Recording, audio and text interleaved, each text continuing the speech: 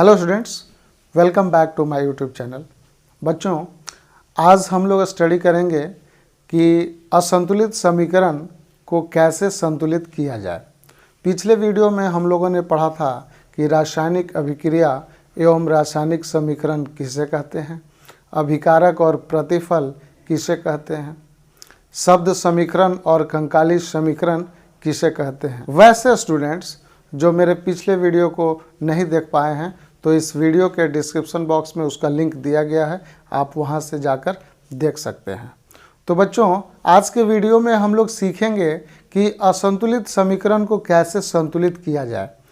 तो इस असंतुलित समीकरण को संतुलित करने के लिए एक सबसे आसान, सबसे सरल विधि है, वो विधि है ABCD मेथड। यानी हम किसी भी असंतुलित समीकरण को ABCD मेथड की सहायता से हम लोग आसानी से सिंपल वे में संतुलित कर सकते हैं। तो चलिए आज हम लोग सीखते हैं कि किसी भी रासायनिक अभिक्रिया को ABCD मेथड की विधि से कैसे हम लोग संतुलित करेंगे। तो चलिए हम लोग बोर्ड पे देखते हैं कि कैसे असंतुलित समीकरण को संतुलित किया जाए। तो बच्चों, हमने यहाँ पे लिख रखा है एक असंतुलित समीकरण, और इस समीकरण में लेड नाइट्रेट को गर्म किया जा रहा है, हीट किया जा रहा है। तो लेड ऑक्साइड, नाइट्रोजन डाइऑक्साइड और ऑक्सीजन मिल रहा है प्रोडक्ट के रूप में। और आपको पता है पिछले वीडियो में भी मैंने बताया था कि दाहिने साइड में, यानी किसी भी अभिक्रिया के दाहिने साइड में, राइट हैंड साइड में जो रासायनिक पदार्थ बनते हैं वो रासायनिक पदार्थ प्रतिफल कहलाते हैं। और किसी भी रासायनिक अभिक्रिया के बाएं साइड में, यानी LHS, लेफ्ट हैंड साइड में जो भी रासायनिक पदार्थ होते हैं वो अभिकारक कहलाते हैं। हाँ, तो बच्चों, हमको इस समीकरण को संतुलित करना है जो कि असंतुलित है। और हम सभी जानते हैं कि संतुलित समीकरण वह समीकरण होता है जिसमें सारे एलिमेंट्स के जो एटम हैं, परमाणु हैं, उनकी संख्या दोनों साइड में इक्वल होना चाहिए, बराबर होना चाहिए। तो सबसे पहले इस असंतुलित समीकरण को हम लोग ABCD मेथड से करेंगे। तो हम लोग क्या करेंगे, ABCD से इसको मल्टीप्लाई करेंगे, क्योंकि इस ABCD की जगह कोई ना कोई न्यूमेरिकल वैल्यू तो हमको देना ही देना है। ठीक है, तो अब क्या करेंगे कि अब हम लोग जितने भी इस रिएक्शन में एलिमेंट हैं, जितने भी तत्व हैं, उसको हम लोग लिख लेंगे। तो हम लोग देख रहे हैं कि अभिकारक में या रिएक्टेंट में कौन कौन से एलिमेंट है। तो एक लेड हो गया, दूसरा क्या हो गया, नाइट्रोजन हो गया, तीसरा क्या हो गया, ऑक्सीजन हो गया, क्योंकि यहाँ लेड भी है, नाइट्रोजन भी है, ऑक्सीजन भी है। अब हम लोग क्या करेंगे कि इस अभिकारक में देखेंगे कि हमारा लेड का कितना परमाणु है। तो यहाँ इसके सबस्क्रिप्ट में 1 एटम है, 1 है, 1 छुपा हुआ रहता है, 1 लिखते नहीं हम लोग। तो 1 एटम है, तो 1 इंटू A करेंगे तो 1 ही होगा। तो इसकी A की वैल्यू हम दोनों साइड का लेड का यहाँ पे इक्वेशन बनाएंगे कि अभिकारक में जो एटम का नंबर है वो A है, तो प्रोडक्ट में या प्रतिफल में लेड का एटम कितना है, यहाँ भी अकेला है।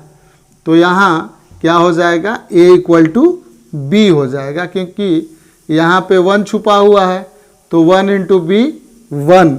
तो ये इक्वेशन हमारा लेड का बन गया। अब हम लोग देखेंगे कि नाइट्रोजन का कितना वैल्यू है अभिकारक में और प्रोडक्ट में, यानी प्रतिफल में। तो नाइट्रोजन को भी हम यहाँ देखते हैं। तो चूंकि ये नाइट्रोजन ब्रैकेट के अंदर है और बाहर 2 है, तो ये जो 2 है ये सब में गुना होगा, मल्टीप्लाई होगा। तो नाइट्रोजन का जो एटम है यहाँ पे 2 छुपा हुआ है, तो यहाँ 2 है और यहाँ A है, तो ये आपस में क्या हो जाएंगे, मल्टीप्लाई हो जाएंगे। तो 2A होगा। ठीक है, तो नाइट्रोजन का जो वैल्यू है अभिकारक में, तो यहाँ हम लोग लिख देंगे 2A। अब हम लोग देखेंगे कि प्रतिफल में नाइट्रोजन की क्या वैल्यू है, इसका कितना आइटम है। तो यहाँ भी नाइट्रोजन अकेला है, तो अकेला है इसका मतलब C होगा, 1 × C यानी C। तो नाइट्रोजन का जो समीकरण बनेगा वो 2A = C होगा। अब हम ऑक्सीजन को देखेंगे तो अभिकारक में ऑक्सीजन की संख्या जो है, ऑक्सीजन के परमाणुओं की संख्या 3 दूनी 6, यानी 6 एटम ऑक्सीजन के हैं और 6 को A से मल्टीप्लाई करेंगे, यानी 6 का मल्टीप्लाई A से होगा तो क्या हो जाएगा 6A =। अब हम लोग इस साइड में ऑक्सीजन को देखेंगे तो ऑक्सीजन इस प्रोडक्ट में भी है, इस प्रतिफल में भी है। यहाँ अकेला है, अकेला ऑक्सीजन है तो हम लोग लिख देंगे B+। यहाँ ऑक्सीजन कितना है 2, ऑक्सीजन के 2 एटम है तो 2 को हम लोग C से गुणा करेंगे तो 2C हो जाएगा बच्चों। और यहाँ ऑक्सीजन 2 है तो D से गुणा करेंगे तो 2D हो जाएगा। तो यहाँ हम लोगों ने ऑक्सीजन के लिए एक समीकरण तैयार कर लिया है, वो समीकरण ये बन गया, यानी B ऑक्सीजन B, यहाँ 2C और यहाँ 2D। तो तीनों तत्व के लिए, तीनों एलिमेंट के लिए हम लोगों ने एक समीकरण प्राप्त कर लिया। अब क्या करेंगे बच्चों, ध्यान दीजिएगा, इस ABCD मेथड में हम लोगों ने सबसे पहले ABCD जो पुट किया है वहाँ कोई ना कोई न्यूमेरिकल वैल्यू आनी है, वो आएगा। तो कैसे हम लोग सभी तत्वों का दोनों तरफ अभिक्रिया के पहले का नंबर और अभिक्रिया के बाद का नंबर हम लोग अल्फ़ाबेटिकली लिखे हैं, है ना, इसको एक इक्वेशन बना लिए हैं। अब क्या करेंगे, मान लें कि अगर A की वैल्यू 1 है ना, तो माना यहाँ हम लोग लिखेंगे कि माना कि A = 1। अगर हम इसको बैलेंस कर रहे हैं तो हम लोगों ने एक अनुमान लगाया, हम लोगों ने मान लिया कि अगर A की वैल्यू 1 है तो अगर A की वैल्यू 1 है तो B की वैल्यू क्या हो जाएगी बच्चों, B का वैल्यू भी 1 हो जाएगा। ठीक, तो हमारे पास A की वैल्यू आ गई 1, B की वैल्यू भी, यदि आप A की वैल्यू 1 रखेंगे तो B का भी ऑटोमेटिक वैल्यू आपको मिल जाएगा। तो हमारे पास दोनों वैल्यू मिला हुआ है, A का भी और B का भी। तो बच्चों अब हम A का वैल्यू हमको पता है कि A की वैल्यू क्या आई है, 1 आई है। तो यहाँ पे हम लोग 2 × 1 करेंगे = C, तो 2 = C, यानी C की वैल्यू क्या आ गई, 2 आ गई। C = 2। तो हमको किस चीज़ का वैल्यू पता चल गया, C का भी वैल्यू पता चल गया कि C का वैल्यू कितना आ गया 2। अब यहाँ पे हम लोग जितना भी है, A का हमको वैल्यू पता है, B का वैल्यू पता है, C का वैल्यू पता ही है, तो D का वैल्यू हम लोग निकाल लेंगे। तो इस इक्वेशन में, इस समीकरण में हम लोग को जितना जानकारी है अभी उसको हम लोग यहाँ पे क्या कर देंगे, लिख देंगे। तो देखिए कैसे लिखेंगे, 6 × 1 है, A की वैल्यू उधर 1 लिखा गया है, B की वैल्यू भी क्या है 1 है, 1 + 2, C की वैल्यू कितनी आई है 2 आई है, तो यहाँ पे हम लोग गुणा कर देंगे, मल्टीप्लाई हो जाएगा, +2D। तो D का वैल्यू हमको नहीं पता है, D का वैल्यू निकालना है। तो बच्चों इसको हम लोग देख लें, इसको हम लोग आगे सॉल्व करें। तो 6 को 1 से मल्टीप्लाई करेंगे तो कितना होगा 6, यहाँ पे 1 प्लस इसको गुना करेंगे 2 दूनी 4 हो जाएगा, +2D। अब देखिए क्या होगा, 6 = इसको जोड़ देंगे दोनों को तो कितना हो जाएगा 5, यानी 5 + 2D। अब क्या करेंगे बच्चों, इस 5 को हम लोग इस इक्वल के इधर लाएंगे, तो 6 - 5 = 2D।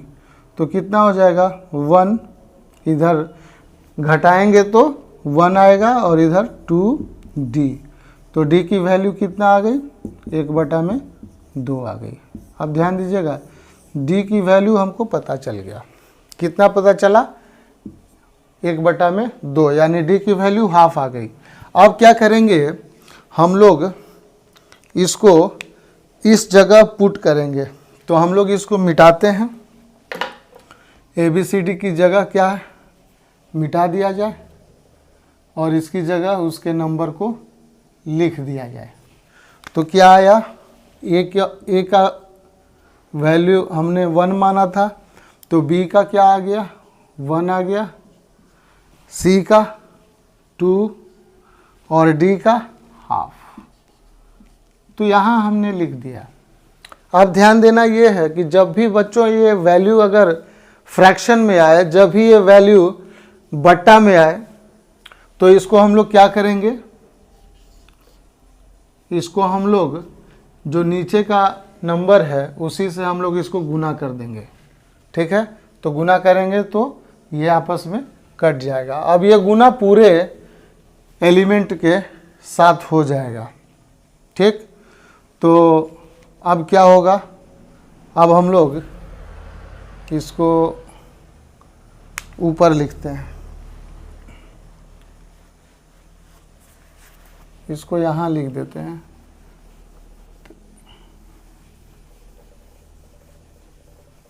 ताकि आप आसानी से इसको समझ लें। क्या लिखेंगे हम लोग, तो यहाँ 2 हो जाएगा, है ना। पहले हम पूरा इक्वेशन उतार दे रहे हैं। PbNO3 का whole twice lead oxide plus nitrogen dioxide plus oxygen. अब हम लोग क्या करेंगे, उस वैल्यू को लिख देंगे। 2 से मल्टीप्लाई करेंगे तो 2 एकम 2, तो यह हमने लिख दिया है। अब यहाँ भी 2 एकम 2 लिख दिया। अब यहाँ पहले से 2 है, तो 2 और 2 कितना हो गया, 4। ठीक, और यहाँ ये 2 और 2 कैंसिल, तो यहाँ पे 1 हो गया। तो 1 लिखें या ना लिखें कोई बात नहीं, तो इसको हम लोग हटा दे रहे हैं। ठीक है बच्चों, तो क्या हमारा इक्वेशन बैलेंस हो गया? इसको हम लोग देख लें। हमारा लेड कितना है, लेड हमारा इधर 2 है, अभिकारक में लेड कितना है, 2 है, और इधर प्रतिफल में लेड कितना है, 2 है। तो हमारा लेड क्या हो गया, लेड 2 बराबर हो गया, इधर भी 2 और लेड इधर भी 2, दोनों बराबर हो गए। अब नाइट्रोजन को हम लोग देखें, नाइट्रोजन कितना है, तो नाइट्रोजन चूँकि ये कोष्ठ में है तो यहाँ 2 लगा हुआ है ना, और यहाँ भी 2 है, ये पूरे के लिए। तो नाइट्रोजन 2 दूनी 4। तो नाइट्रोजन अभिकारक में नाइट्रोजन कितना हो गया, 4। यहाँ नाइट्रोजन कितना है, यहाँ नाइट्रोजन ऑलरेडी 4 है। ठीक है, अब हम लोग देखेंगे ऑक्सीजन कितना है। तो यहाँ ऑक्सीजन 3 दूनी 6 है ना, 3 दूनी 6 और 6 दू 12। तो यहाँ पे ऑक्सीजन कितना हो गया बच्चों, 12 हो गया। क्या इधर भी ऑक्सीजन 12 है, यहाँ पे 2 है, तो ऑक्सीजन 2 प्लस यहाँ 2 है, 4 दूनी 8 प्लस यहाँ पे ऑक्सीजन क्या है, 2 है। तो ऑक्सीजन का वैल्यू कितना हो गया, 8 दू 10 2 12। तो ऑक्सीजन कितना हो गया, हम लोग लिख सकते हैं ऑक्सीजन इक्वल टू 12। तो ऑक्सीजन का टोटल एटम 12, ऑक्सीजन के टोटल परमाणु 12, नाइट्रोजन के टोटल परमाणु 4, लेड के टोटल परमाणु 2 इस साइड में, और इस साइड में देखिए लेड के टोटल परमाणु 2, नाइट्रोजन के 4 और ऑक्सीजन के 12। तो ABCD मेथड से हम लोगों ने इस असंतुलित समीकरण को संतुलित कर दिया। तो आप इसको देख लें, आसानी से समझ लें, वीडियो को रोक करके इसको नोट कर लें, और हम लोग अगला समीकरण भी संतुलित करते हैं।